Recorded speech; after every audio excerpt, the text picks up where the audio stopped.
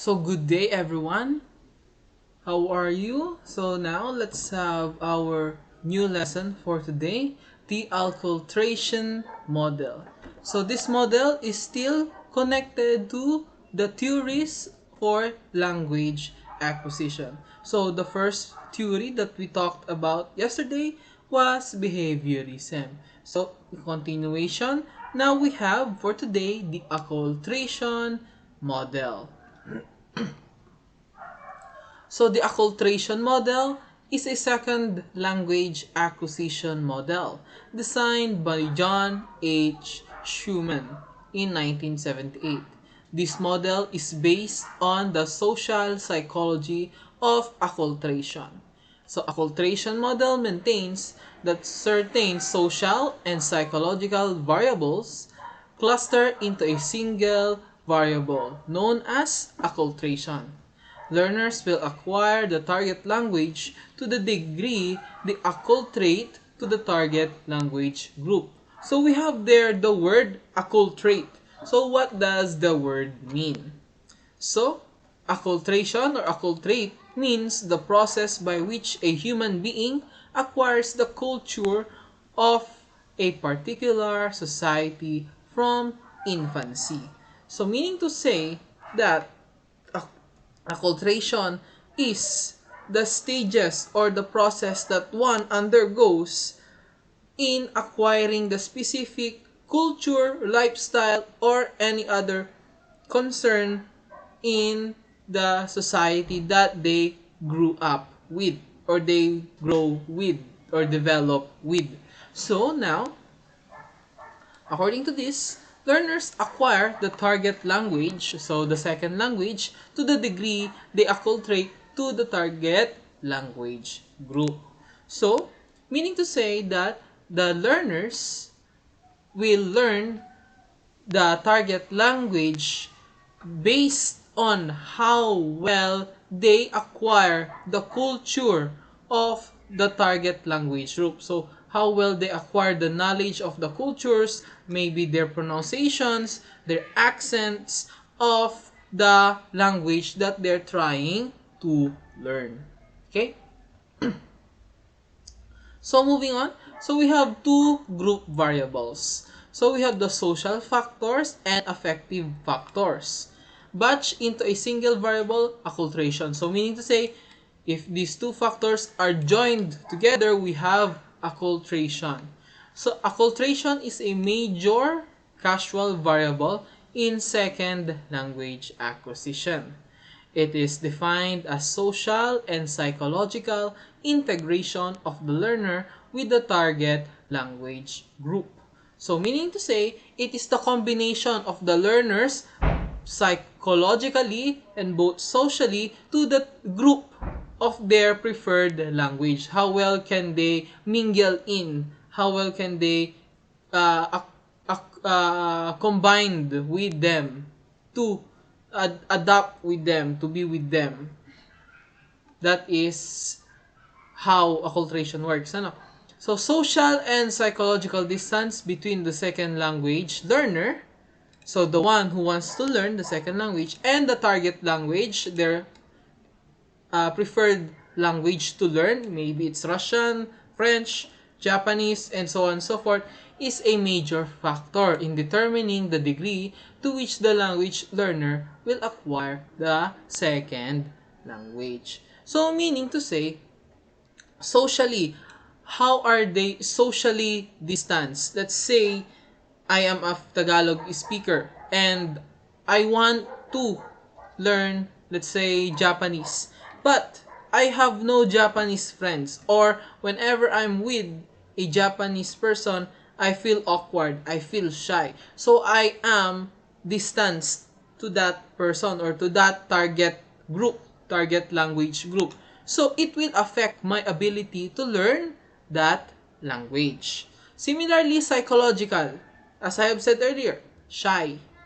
If I am not confident enough, I am very distant, so then similar. I will have problems learning my preferred target language or my preferred second language. So the learners acquire the second language only to the degree that they acculturate. So a learner can only learn to a certain level based on how they can mingle to the target language group. How well can they coexist with the target language group? How live with, ano? So there are two types of acculturation. So the first one is that learners are socially integrated with the target language group and develop sufficient contacts with target language speakers to enable them to acquire the target language. So meaning to say that the learners, the first kind, that the learners are already able, or they are now mingled, they are now able to live, coexist in harmony with their preferred language speakers, to their friends that knows and speaks the language that they want to learn. And since they have many friends of that specific language, so they are able to acquire from them, acquire the ability to speak, to understand that language from those contacts, from those friends or people around them. The second one is learners consciously or unconsciously desire to adopt the lifestyle and values of the target language group. So this time, if if the first one is because you are able to spend time and be happy, spend time with the people that uses the target language that you want, you are able to acquire, understand, and also use the target language. Then the second one is you are either unconsciously, you do not know that you have that desire, or you know that you want that that lifestyle and values of the target language group. You want to copy them, you want to be like them. Ano? So one is affected by the environment and one is by desire. Whether we know that we want to learn by copying their lifestyle, their patterns in life, the things they do. Example, kung nagiinom sila, if they're drinking, so you will drink as well. If they're smoking, you smoke as well, and so on and so forth. That. So whether you know it or not, you want to be like them, to copy them. Ano? So both types of acculturation are important. Why? It is important to provoke acquisition of the target language. It is like the stimulus, it is the reason, ano, in order to acquire the target language. Social and psychological contact with the target language is the essential element in acculturation. So, according to this, the social element, the essential, the needed elements or the needed factors in order to have acculturation is for the learner, the one who wants to learn, and the speaker of the target language, your friend that knows Russian, Japanese, and so on and so forth. You have a good social and psychological contact with that person. So, one, you are friends with that person. Brad, oh, how are you? Blah, blah, blah. Or in Japanese form, Ohayo, gozaimasu, arigato, and so forth, so forth. And psychological contact as well. So, you are best buds. You are friendly with each other. You are not shy, and so on and so forth. Yeah. So, adopting the values and lifestyle of the target language is not necessary. So, when you say acculturate, you're just able to mingle. It does not mean that you need to copy what they're doing. For example, if your Japanese friend, sorry, I like Japanese. I like anime, for those who do not know. So, for example, your friend that likes to watch anime, but you don't like to watch anime, but since you want or you would love to learn Japanese language, so you are copying his lifestyle. You also watch, let's say, 80 episodes per day. No, you don't need to copy their lifestyle. You just need to know their culture, the way they speak, and the way they talk, their sign language, and their gestures, and so on and so forth, and be able to live with them. But not necessarily you need to copy them, because you are your own person, you have your own lifestyle, you have your own values. Okay, moving on. So we have two factors in acculturation. We have the social factors and the affective factors, also known as the psychological factors. In social factors, we have dominance, non-dominance, subordination, assimilation, acculturation, preservation, cohesiveness, attitude, and intended length of the residence of the target language area.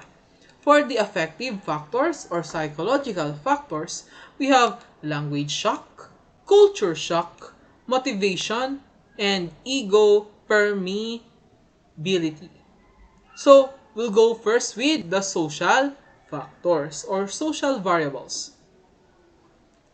So, two social groups with different languages are in a contact situation. So, of course, according to acculturation, it is when a learner wants to learn language. How? By also being able to mingle, to live with speakers of their preferred target language. So meaning to say, we need two groups. One is the learner and one is the people that speaks the language that you want to learn. So, next, one group is considered as the second language learning group. So, yeah, the learner. And the other group is the target language group. So, the ones that speak the language. So, first of all, in the social variables, we have the social dominance pattern. So, social dominance pattern explains how political, cultural, technological, and economical differences between the second language learning group or the learner and their target language group influence language acquisition process. If the learner group is politically, culturally, and technically and economically superior to the target language group, then it will tend not to learn the target language. So, dominance being the what? Alpha male or alpha dog. The one that's the boss. You are the boss. Whether or not you are the boss. So, according to this, if the learner or the culture of the learner is much more powerful in terms of politically, culturally, technically, and economically, their culture, remember that, is much more better, much more powerful than the culture, politically, technically, and economically of the language group that they want to learn, then they may not want to learn the language, or they will have a hard time learning the language. Why? For example, Americans and Filipinos. So, Americans, we know America is a great superpower, very powerful, always helps other nations. Well, the Philippines, so third world country, okay, let's just go with that. Third world country, poor, not everyone can study, and so on and so forth. So, do you think Americans would want to learn the language when they are thinking, oh, I do not need to learn the language? Why? Who speaks Filipinos? The Philippines are only a third world country. I won't be going there. So, I won't need to mingle with the people there. So, being dominant. They don't need to learn because they know that they are superior already. So, that is social dominance pattern. So, here, social dominance pattern. So, a colonial French architecture in Tunisian capital. So, French colonies in Tunisia were potential learner of Arabic. But as a group, the French were politically, culturally, technically, and economically much more dominant and superior to the Tunisian and felt little need to acquire Arabic. So, the French people were able to colonize Tunisia, an Arabic country. And they are able to build there, live there. So they are able to live with Arabic speaking people. But, where this but? But since they feel that they are much more superior, they're much more powerful in terms of many ways, so they feel that they don't need to learn a language used by a weaker race or a weaker nation. So they feel cocky, kumbaga. They feel overconfident of what they have. So I don't need that. I'm already fine with this. Why? Because I'm strong, and so on and so forth. So similar to that. So social dominance pattern, still we are that if the second language learning group is subordinate and inferior to the target language group. So that's the situation. So if the learning group is weaker than their target language group. So the opposite ng kanina ano. So the learning group is much more strong earlier. This time the learning group is the weaker ones. So then what will happen? Then there will be a social distance between the two groups, and the learning group will resist learning the language. An example, American Indians living in the Southwest have traditionally been subordinate to the dominant Anglo group and have resisted acquiring English language.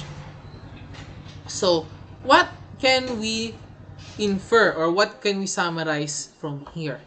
So we can summarize that we need to have a balanced mix. So if the learning group is too cocky, too confident, they will not learn. They will belittle the target language group since they thinking that they don't need to learn that language. But if the language learning group, the learner group, is too weak, then there will be a social distance. They will be socially distanced or also be psychologically distanced. Why? Because they will be belittling themselves. They will always say, oh, I can't learn that. I'm too weak. That's only for the strong, for the rich, and so on and so forth. Yeah. If you remember, back when you were children, when you speak in English, some people will say, "Oh, social English speaking," and so on and so forth. So it's like that, ano. So what will happen? Since those people say, "Oh, social English speaking," so you will be conscious. Oh, napapahiya ka or mako-conscious ka sa mga sinasabi mo. So then you will stop learning or you will stop using the English language because yun nga may mga nagsasalitang ganun. So that is similar to this. So if the learning group is weaker, so they will feel insecure. Also, there will be a social distance between the two groups.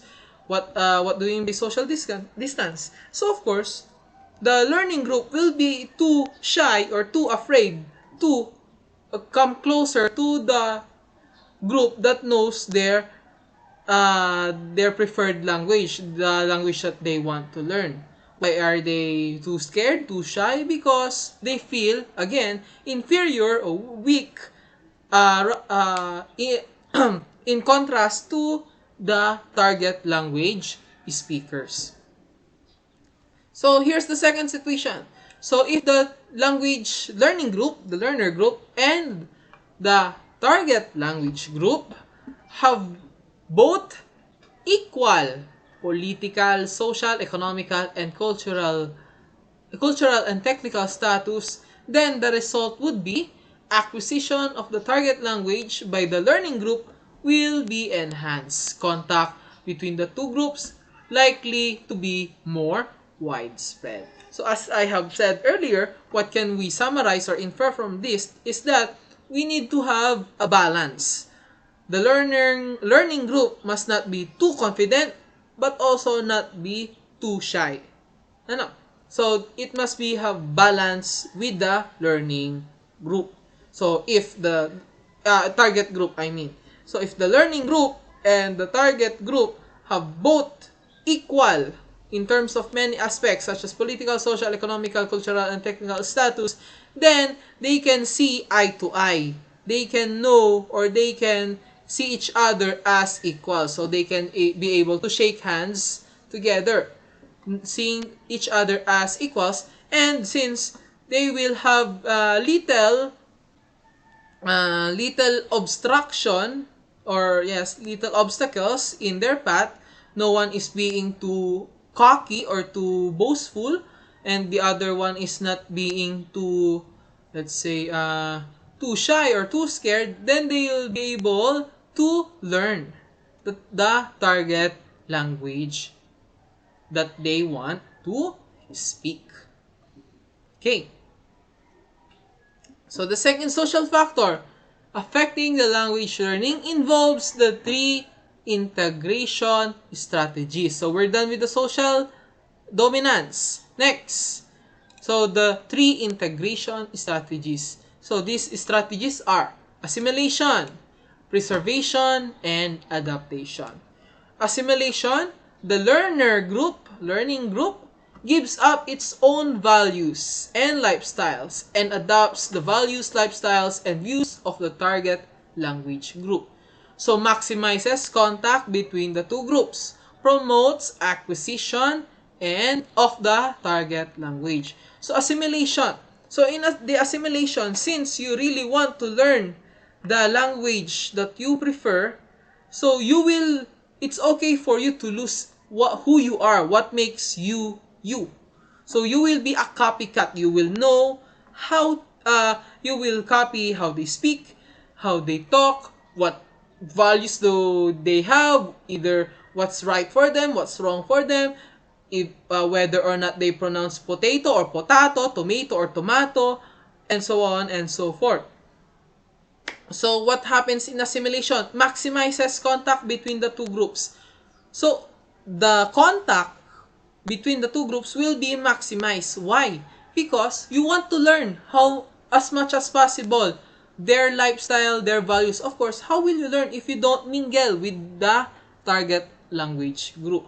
And since you mingle with the target language group, the group that you want to learn, the language that you want to speak, then it promotes the acquisition of your preferred language, your target language. Okay. An example of assimilation, if any one of you have read the story of Binondo, ano yun? Binondo girl? Hindi.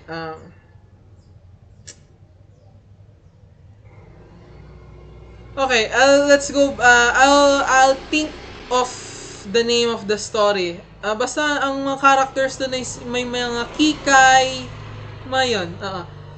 In the story, what happens is that the girl stayed for, I don't know, few months or 1 year in New York. Yeah. New Yorker in Tondo, I think it's the title. I think. Nagkamera ng brainstorm. Yan. So, that's the story. So, Tondo girl spent a few months or 1 year in New York, and when she came back, she was a completely different person. Always English speaking, wants specific refreshments, has specific speech patterns that New Yorkers do, even though she is a Tondo girl. So she basically forgot about everything that makes her a Tondo girl and transformed herself into a New Yorker. Okay. Next, preservation. So the learning group maintains its own lifestyle, values, and refuses to adopt or assimilate the target language group values and lifestyles. So this creates social and ideological distance between the two groups and makes it improbable that the second language group or learning group will acquire the target language. So, in preservation, the learning group is basically stubborn. Stubborn. He does not want to mingle, assimilate, or adapt to the groups, to his target language, to his preferred target language groups, lifestyle, or values. So, he does not want to mingle with them or not want to be open-minded, at least with the target language groups, values, and lifestyle. He just wants his own lifestyle and his own values. And therefore, there will be a social and ideological distance. Social, why? Because if his lifestyle is different to the lifestyle of the target language group, then of course they will have different things to do. They will have less chance to mingle. For example, I play airsoft, the game with you shoot pellet guns. And let's say the target language group that I want to learn, again, Japanese, I have an otaku friend. Otaku, the one who always watches anime. So, during Saturdays, he would just sit at home, watch anime. While me, I would rather play airsoft. So, different lifestyle. And since there is a difference in lifestyle, we won't have that social interaction. Next, ideological. So, based on ideas. So, what I said earlier, example, potato, potato, tomato, tomato. So, difference in pronunciation. No? For me, it's called potato, tomato. But what if, for my friend, he calls it or he pronounces it tomato, potato, potato. Potato, then tomato. Tomato. So there will be a distance, and since there are that we have that distance, it will have a very hard time. They will have a very hard time. Improbable to be fact. Improbable or almost impossible. It's not saying it's impossible, but it's very, very hard for the learning group to acquire the target language. So next, adaptation. So in adaptation, the learning group adapts the lifestyle and values of the target group, but maintains its own values and lifestyle. So in the adaptation, the person is basically open-minded. He is able to be open-minded and adopt the lifestyle of his friends of the target language group, but also maintaining his own values and his own lifestyle as well. And similar with assimilation, this promotes acquiring the target language. Why? Because you're still able to mingle, though not maximized, but also not negative. So basically, adaptation is the middle ground. So assimilation, max level, acquiring, preservation, no or little acquiring of the target language, adaptation, average acquiring of the target language. Or what I just taught in love life, So going all out, first time naman ligaw, so go. Effort to the max, give everything, so maximize effort. Next, preservation, so rejected. So got rejected in rejection mode. Too afraid, even though he likes someone, he is too afraid to do it again, so does not even try at all. He is now just his own experience, so he got heartbroken and so on and so forth. So never mind love life for now. And adaptation, so try again, but this time do not give everything. Basically, have something left for yourself. Diba? Ayos. So third, we have enclosure. So enclosure refers to the degree to which the learning group and the target group share the same social constructs such as schools, churches, clubs, recreational facilities, profession, and trades. If the two groups share these constructs and closure, it is said to be low and contact between the two groups is improved. And because of that, acquisition of the second language by the learning language is facilitated. So meaning to say, so it is similar to the social dominance. So enclosure means that if the two groups, the learning group and the target language group, have the same social constructs, such as school searches, so they have similar, let's say in education, Philippines K-12, let's say Japanese K-12 as well. So since they have the similar curriculum, and therefore there will be much contact between the two groups because they understand each other, they know the experience of the K-12 because they are experiencing it in their country, so there will be social contact or there will be contact between the two groups. So what will happen if the two groups have different social constructs? So then the enclosure is high and the contact between the two groups is limited and opportunities for acquisition of the second language is reduced. So, of course, if there's a difference, how can they relate to one another? So, let's say, back then in the Philippines, there is only grades 1 to 10 or 4th year high school. Let's say, in the past, 4th year high school. While in America, we have the senior high, junior high. So, how can they relate? The Americans will say, wow, you are so young studying in college. Why are we young studying in college? Because we did not experience having grade 11 or grade 12. We did not experience having those additional 2 years. While in the side of the Filipinos, they will think, oh my God, you're already old and you're still in school. Because the Americans experience the senior high curriculum. So they have grade 11 and grade 12 before they went to college. And because of that, unable to relate to one another, so limited contact. Next, cohesiveness and size. So if the language learning group is cohesive, so the learner group is cohesive, so when we say cohesive, it is they are united, it will tend to remain separate from the target language group. So meaning to say,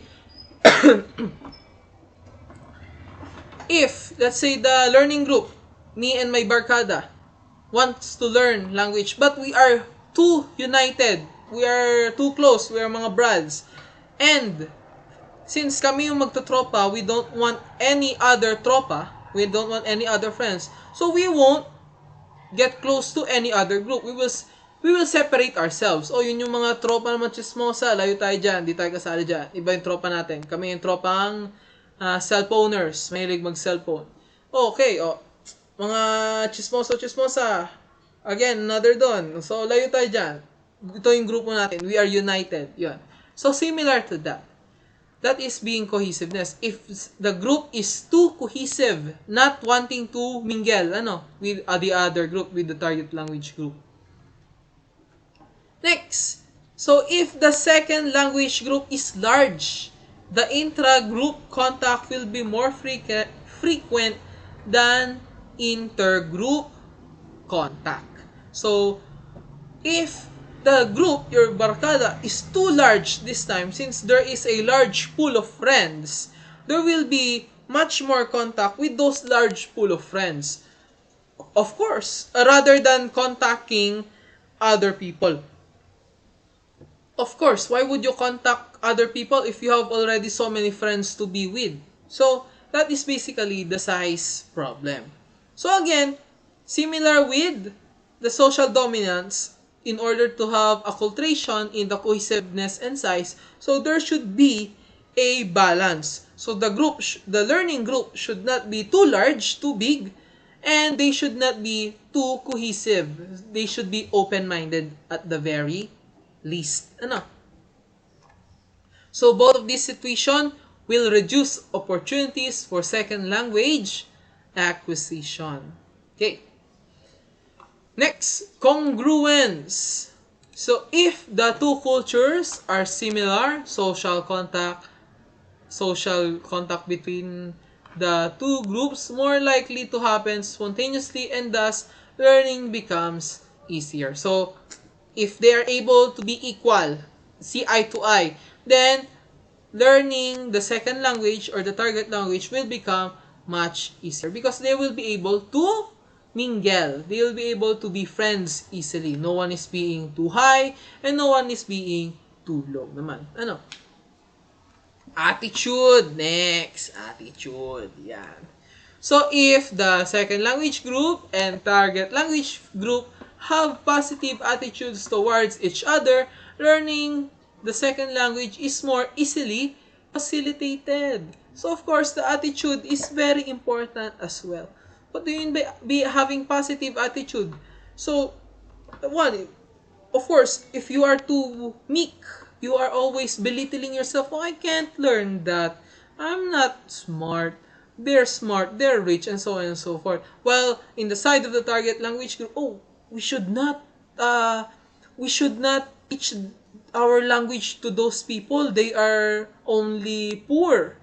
They're not as good as us, and so on and so forth. So both groups should not have those thoughts. They should be positive with each other in order for learning the second language to be more facilitated. Ano? Next and last for the social factors. So the length of residence in the target language area. So if the second language learner or learning group intends to remain for a long time in the target language area, it is likely to develop more widespread contacts with the target language group. Therefore, unintended lengthy residence in the target language area is supposed to promote promote the second language learning. So meaning to say, how long you stay in an area affects your language acquisition. Basically, that's it. Let's say, two students wants to learn English. The first student stayed in New York for 1 week. And the second student stayed in New York for 1 year. So of course, since the first student only stayed for 1 week, he will not be able to mingle with others much. He will not, I think he will not be able to at least get a friend in that time, or maybe have a friend but he won't know that friend too much. So having limited contact, and because having limited contact, you won't be able to understand how they use the language, know the proper pronunciation of their language, and so on and so forth. While on the other hand, the student that stayed for 1 year, he had ample time to know his friends, have different activities with them, mingle with them, and by mingling with them, hearing them use their language, and also may ask them, oh, what's the meaning of that word? Oh, how do you use this word? How do you pronounce this word? He has more opportunities for things like that. And therefore, he is going to learn much more of the target language. Ano? So, moving to the affective or psychological factors. So, the psychological factors which influence acculturation and second language acquisition includes language shock, culture shock, motivation, and ego permeability. So, a learner may learn the second language within such social conditions which are not favorable for second language acquisition. On the other hand, he may not learn under the favorable social conditions. What does this mean? So this means that a student may learn a second language even though the social conditions are not good. Let's say people are bullying him, he is poor, no one is supporting him, and so on and so forth. He is still able to learn the second language that he wants. While on the other hand, even if everything is perfect, great friends, supporting parents, no bullies, always rich, have money, and so on and so forth, that student may still not learn the second language. And the reason for this is affective factors. Factors not around the student or not the environment, but factors within the student itself. Ano? So, first of the affective factors, we have language shock. When learners attempt to speak a second language, they often fear that they will appear comic. So, adult learners, fear ridicule and criticism. So, yes, especially in the classroom. You want to answer, but you are afraid that you are going to say the wrong answer and people will laugh at you. So, that is similar to language shock. So, the learner wants or attempts to speak the target language, the second language, but fear, anxiety are always there stopping that learner. Why? Because he is too conscious, he is too afraid that people might laugh or people will criticize him. So this is very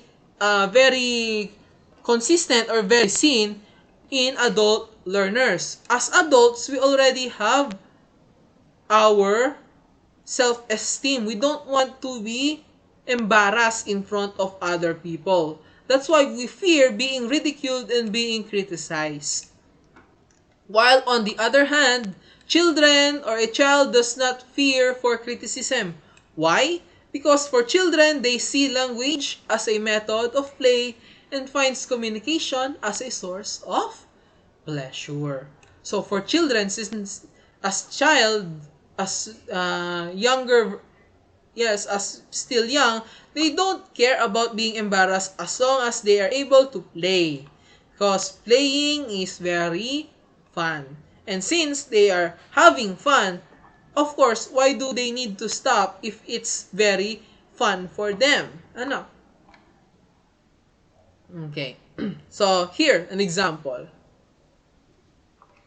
So, Stengel compares the use of second language as wearing fancy clothes. The adults may want to wear his fancy clothes but fears in ridicule and criticism. However, the child sees language as a method of play and finds communication as a source of pleasure. Thus, he does not fear wearing his fancy dresses and enjoys wearing them. So, for example, here we have the guy with the Batman suit. So, let's say that person was the one who created that suit from scratch. Let's say it took 2 months to create that hand stitch, yung talagang kamay na tinahi isa-isa. So, he is proud of himself that he was able to create this costume. And he wants to try it to see how good his creation is. But, the word is but since he is afraid that people might laugh at him, saying, ay, tandang-tanda mo na, susuot ka pa ng mga costume na superhero, ano ka ba, bata ka ba? So, he will not try his own costume. While on the other hand, a child wearing a costume is okay for him or her because he is playing. Oh, I'm Superman right now, and so on and so forth. So, that is similar to the language shock. Since adult learners are too afraid to be ridiculed and criticized, they often have a hard time learning because they cannot practice because they are too afraid. While on the other hand, children, since they have little or they're not too afraid. They're not much afraid of being ridiculed or being criticized. They are okay with saying English even though their grammar is incorrect or they mispronounce words. It's okay with them because as long as they're having fun. Okay, time first.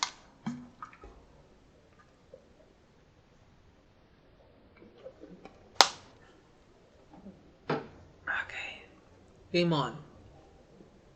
Next, culture shock. So we have first language shock, about the language only. Next, culture shock. So culture shock can be defined as anxiety resulting from the confusion a learner encounters while entering a new culture. When moving into a new culture, the learner may find himself in a dependent state. His problem-solving mechanism often do not work. His routine activities of his native country requires a great deal of energy in the new environment. And since that happens, so this can cause fear, anxiety, disorientation, and stress. And this can develop into a powerful syndrome of rejection. And what will happen? May reject his own culture, his organization, and the people of the host country as well, making it less effort to learn the second language. So, let's say you are alone. You alone went to another country. You have no one that you know.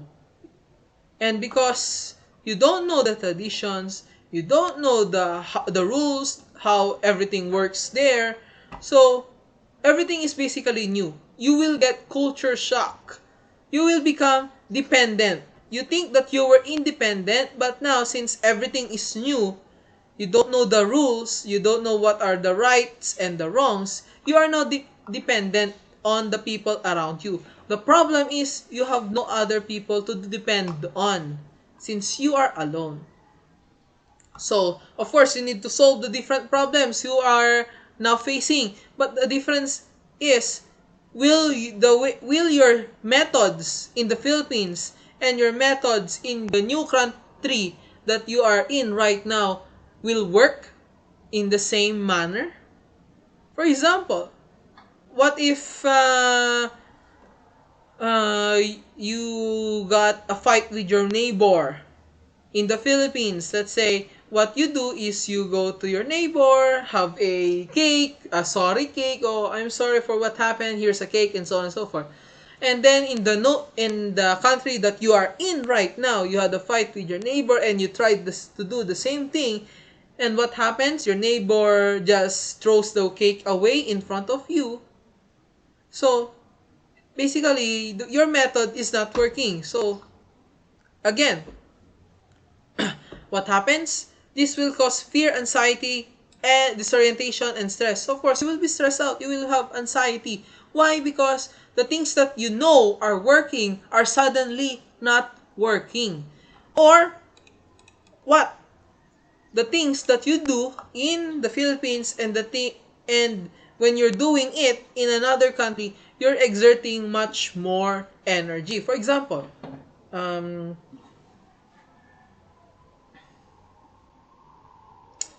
let's say doing the laundry, paglalaba. Let's say doing the laundry. In the Philippines, okay, you already have a new style. You already have your own style in doing the laundry. Then you went to a cold place, Russia, during the winter. Russia. So you're doing laundry. But since it's so cold, the water is freezing. Not freezing in terms of it's very, very cold. I mean freezing that it turns to ice. And because of that, you're having a hard time doing your laundry. Why? Because the ice is constantly being frozen or it's being freezed. So you are having a hard time doing the laundry.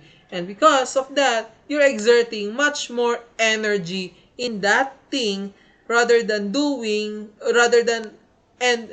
in that thing and having less energy to do the other chores, for example. And because of that, again, will have, or it can cause things such as disorientation and stress. Of course, you will be stressed. Because let's say you've been doing, in the Philippines, you can do the laundry for 30 minutes. In Russia, you've been doing the laundry for 1.5 hours already. So you will be stressed because you still have things to do such as deadlines, other projects, and so forth and so forth. So things such as that can have a syndrome of rejection. So you will be super depressed. And since you are depressed, psychological factor, you will, reject your own culture. Why are you rejecting your own culture? Because your own culture is not working at the moment in the new environment. And also, the people of the host country. So the people that where you are living right now, you will also reject them. Why? Because you're unable to mingle with them because you are unfamiliar with everything. And since you are unable to mingle with them, you will be having a hard time learning the second language. Next, motivation. So you already know this from our first language acquisition versus second language acquisition. So in motivation, we have two kinds of motivation, the integrative motivation and instrumental motivation. So again, no need to read this anymore. When we say integrative motivation, it is when a learner is motivated to the point that he wants to learn a language because he really loves to learn that language. He wants to speak with the people speaking that language. So I want to speak French. It sounds wonderful. It sounds romantic. I want to hear the French people say their thoughts without using English. I want to mingle with them. I want to be friends with the French and so on and so forth.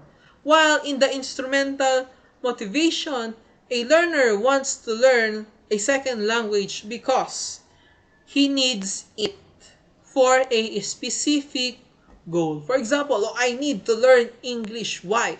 Because I need it for my master's degree. Okay, I need to learn French. Why?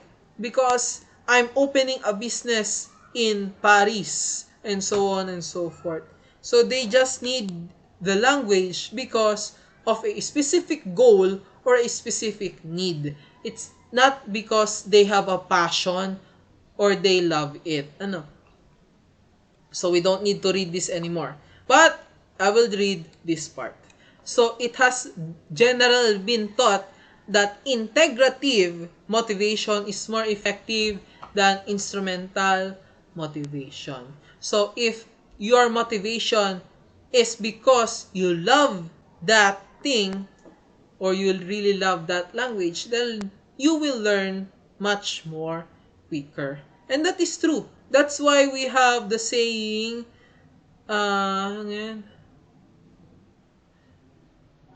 if you love your work, then your work is not work. It's playing only. So, if you love something, you won't feel tired quickly. You won't get stressed quickly. Why? Because you're doing something that you like, that you want, that you love, rather than you're doing something because you need it. So, for example, you're doing a project in mathematics and you hate math. So, of course, you will get bored easily, you will get tired easily, you will get stressed easily. Why? Because you don't like to do that project. You're only doing it because you need to. For why? The grades only. Unlike you want to do the math project because you want to learn math. You love numbers. You love math. And so, that's why if you have a passion for learning that specific thing or doing that specific thing, then it is much more effective. Okay? So next and last, in the psychological factors, it is the ego permeability. So learners have a native-like ability to learn second language or to develop second language.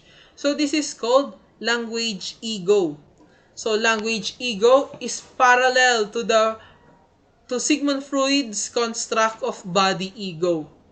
In the course of general ego development, the child acquires body ego by which he becomes aware of the limits of his physical entity and adapts himself according to the environment around him.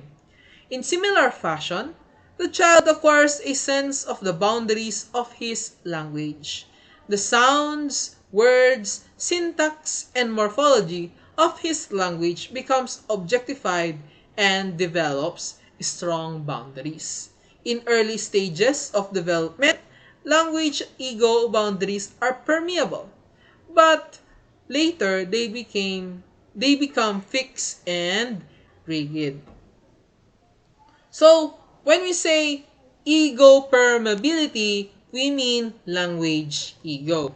So, to understand language ego, we need to understand body ego first from Sigmund Freud's theory. Of id, ego, meron pa yun.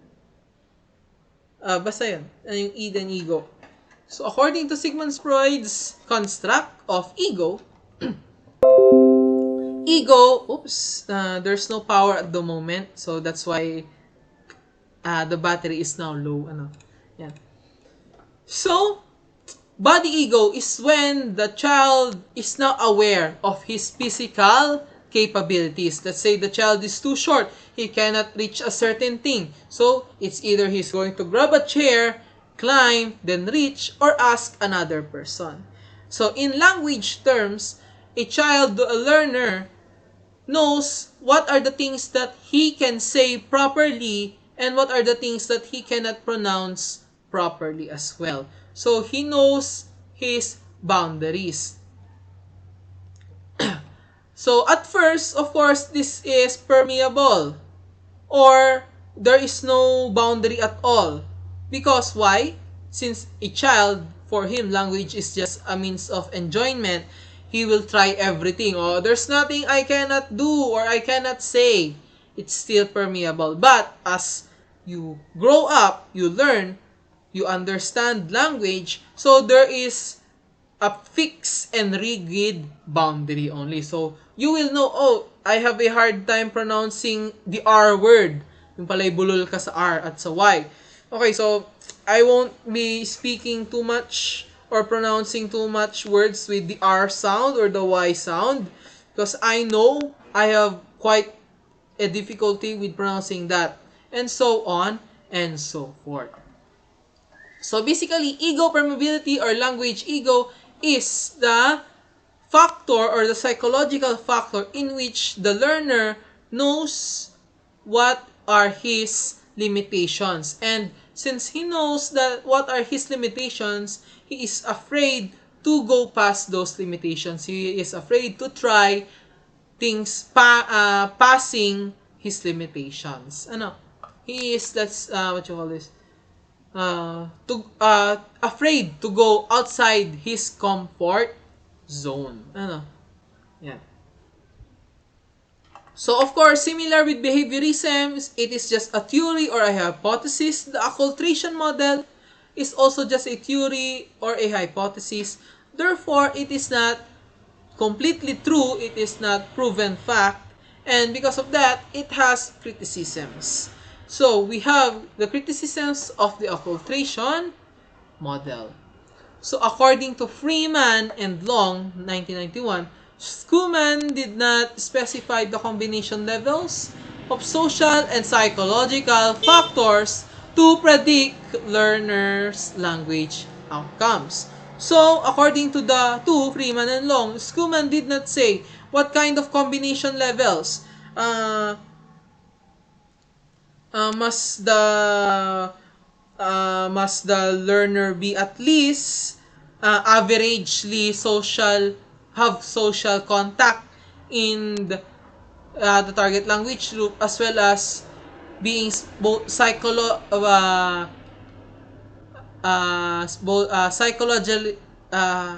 highly psychologically in contact with them in order to have language outcome, or it should have average social contact and low psychological contact, or should it have low social contact and high psychological contact to have or to predict the learner outcome?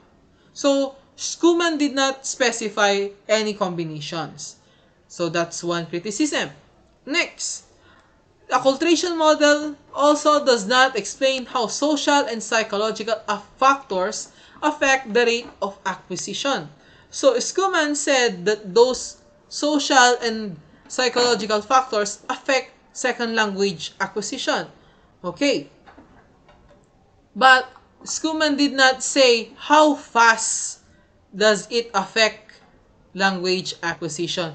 So if, let's say, if a person is highly in contact both socially and psychologically, will he be able to learn the language within 1 month, within 1 week? Or if the learner is low in contact both socially and psychologically, is he going to need 1 year, 3 years, 5 years in order to learn the language? So the rate of acquisition is not stated. Next, so this model does not give statement for the change of the social or psychological distance over time. So, of course, we will know, are you in contact with the target language group in socially and psychologically? Average, is that your distance between them, your average distance? But it does not state, the model does not state the change from, let's say, average to low or average to high of that distance. Next, for that water break.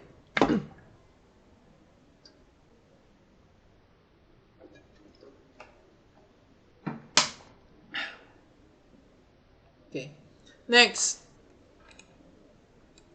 does not explain the learner's current social and psychological distance and how it correlates to the learner's proficiency while learning a second language.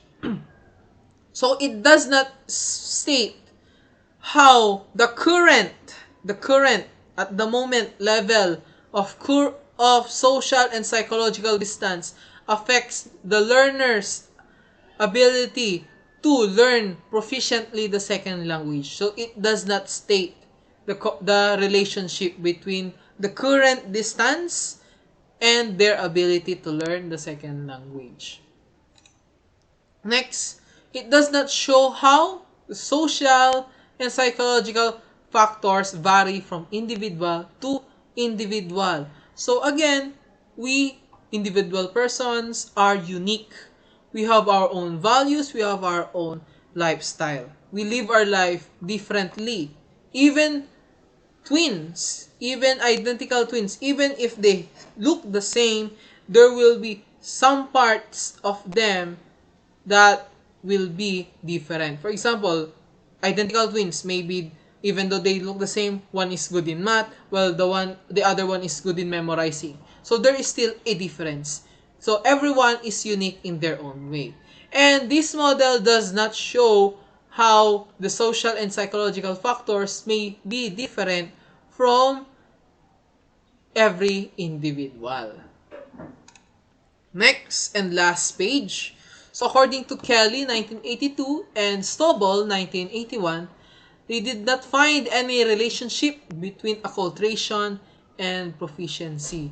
So they did not find a relationship, a connection between the learning of a culture and lifestyle of the target language group and the ability to learn the target language good or efficiently or proficiently. So there's no connection according to them. So Schumann did not include important personal factors such as age, family separation, previous educational experiences, or the traumatic experiences of the learner. So these additional stress factors determine how well a learner performs in a new social or school environment. So yes, we did not talk about things such as age, family separation, previous educational experiences, or traumatic experiences of the learner. So Schumann did not include these very important factors. Age. Let's say all of the learners have a complete family. All of them have the same educational experiences. All of them experience the same traumatic experiences. But age, different ages can have an effect on their learning style, on their learning acquisition. Ano? So, in conclusion, the acculturation model is a conceptual framework which permits the interpretation and understanding of success or failure in second language acquisition in various contact situations. This theory attempts to explain the relationship between learners' second language acquisition and their social and psychological factors, and it helps to prove the importance of social factors in second language acquisition.